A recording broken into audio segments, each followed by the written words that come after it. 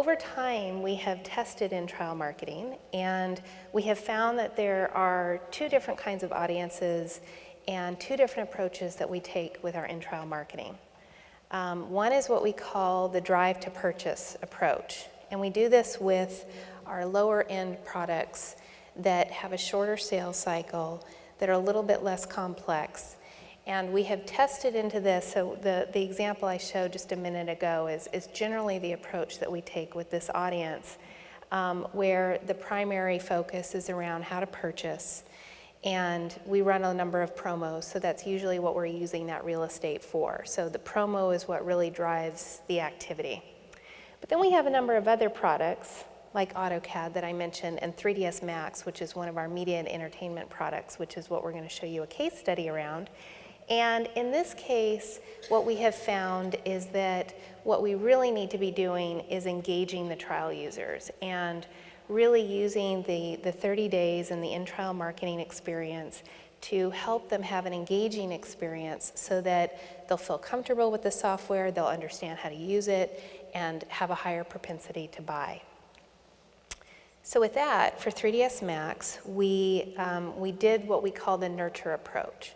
So instead of that baseline that I showed earlier, we tested this, and what we have in this are links out. This is basically almost like a portal to tutorials, to information about what's new in this version of the software, as well as a link out to Area, which is the community site for the media and entertainment audience at Autodesk. And so we created this, and when we did, we not only saw a lot of click activity going on with the content, but more importantly, we saw a 14% increase in trial usage. So in other words, we can measure how many times a person generally opens a trial, and what we saw was a lift of 14%, which is really important because we know from our data that, for example, if a person uses a trial more than 3 times, they're 2 times more likely to buy. So this is a critical KPI. So we ran a test where we took another approach with 3ds Max. And in this instance, it was during Oscar season, and so we were highlighting different customers that had been nominated for Academy Awards. And so in this case, it was Hugo. So just a quick question here. Who thinks that the nurture approach with tutorials, et cetera, won over the customer example? And most of you think that the customer example won? Really? Okay. So actually, there was no change.